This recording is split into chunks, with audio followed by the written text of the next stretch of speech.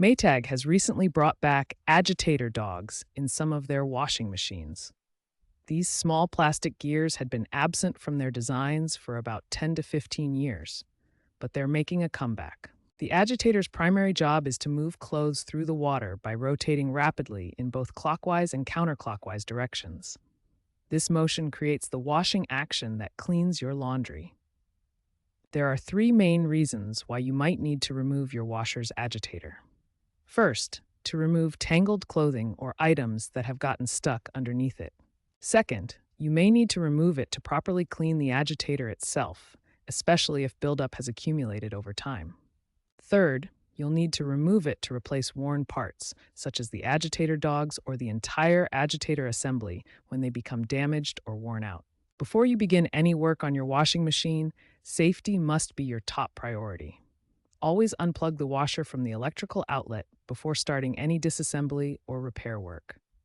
Understanding these basics about your Maytag washer's agitator will help you determine when removal is necessary and ensure you approach the task safely. Before beginning agitator removal, safety is paramount. First, unplug your washing machine from the electrical outlet to eliminate any risk of electrical shock. Next, turn off the water supply valves to prevent any water flow during the removal process. Now locate the fabric softener dispenser or agitator cap at the top of the agitator. This component typically snaps off or requires a slight clockwise turn to release. With the dispenser removed, you'll see a bolt at the bottom of the agitator shaft.